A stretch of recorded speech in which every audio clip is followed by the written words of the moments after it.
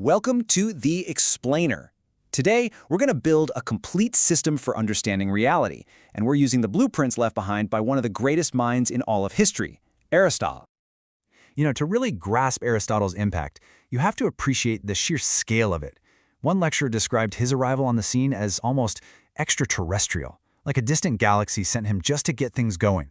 That's the kind of mind we're talking about. So where do you even start with a mind that vast? Well, let's begin by just trying to map the territory of his intellect. Look at this. There's almost no academic subject that hasn't been completely stamped by his influence. We're talking biology, natural science, how we think about ethics and politics, the very nature of reality, even the rules of a good argument. His intellectual power was, and honestly still is, just without parallel. Now, here's what's so fascinating. He spent 2 whole decades as Plato's student, but he absolutely did not just follow in his master's footsteps. See, Aristotle's dad was a physician, so he had this practical, scientific inclination. He grounded his whole philosophy not in some abstract world of perfect forms like Plato did, but right here, in the tangible, messy, observable world all around us.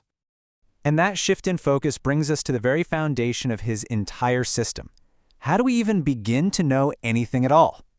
This famous first line from his Metaphysics, it's not just some pretty poetic phrase, it's a revolutionary starting point. He's saying, look, the drive to understand is built into our DNA. And what are our primary tools for this quest? Our senses. And this right here, this is the philosophical showdown. For his teacher, Plato, the senses were basically unreliable, like watching shadows on a cave wall. He thought they were a barrier to truth. But Aristotle, he completely embraced them. For him, our senses aren't the problem. They're the gateway. They're where knowledge begins. Aristotle's logic here is just so simple and practical. He basically argued that nature doesn't do things for no reason, right? So why would it give every animal on Earth senses just to trick them? It makes no sense. If our senses were fundamentally broken, no creature could even survive, let alone navigate the world. They have to be basically reliable. Okay, so we've established that knowledge starts with reliable sensory data. Now let's see how Aristotle uses that to build a whole framework for understanding not just knowledge, but life itself. He categorized all living things based on the powers, or dunamis, of their soul. Now, when Aristotle says soul, he doesn't mean some kind of ghost in the machine. Not at all. For him, the soul is simply the set of functions and capacities that makes a living thing what it is. It's what animates it. And he created this brilliant hierarchy, this ladder of complexity.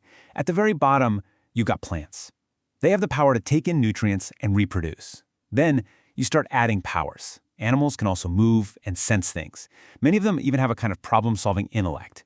But right at the very top, he put a power he believed was unique to us humans.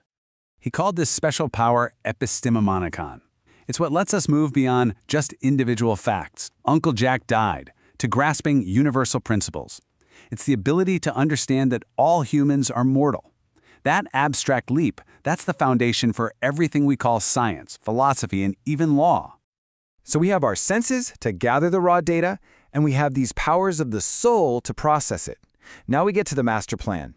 How do we use all this to get to true, systematic knowledge, what he called episteme? For Aristotle, knowing a little fact about something, like, hey, this statue is heavy, that's not real knowledge. Not really. To have genuine scientific understanding, you have to be able to explain why it is what it is. You have to get to its causes.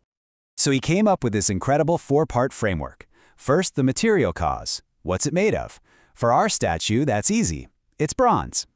Then the formal cause. What's its shape or blueprint? That's the design. Next, the efficient cause. What actually brought it into being? Well, that's the sculptor hammering and chiseling away. But for Aristotle, the most important question, the one that explained all the others, was the final cause. What is it for?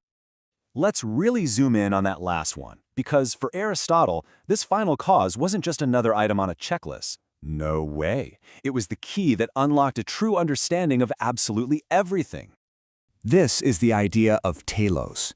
It's the ultimate purpose, the for the sake of which. It's the intelligent plan that gives meaning to everything else. You pick bronze, and you hammer it into a specific shape, all for the sake of honoring a hero. The purpose is what drives the whole process. I love this quote. He pointed out so cleverly that, yeah, you obviously need wood to build a ship. That's the material. But the wood itself has no idea it's supposed to become a ship. The art, the design, the purpose, that comes from the mind of the shipbuilder. The telos isn't found in the raw materials. And this right here is the central pillar of his entire system. It applies to everything. When you look at ethics, the question becomes, what is a human being for? What's our purpose? In politics, what is a city for? Understanding the telos, that's the key to knowledge, to morality, to building a good society. And that leaves us with this powerful 2,000-year-old question that is just as relevant, just as mind-bending today. Whether you're looking at a new piece of technology, a political institution, or even your own life, asking that simple question, what is it for, is the very first step toward true, deep Aristotelian knowledge.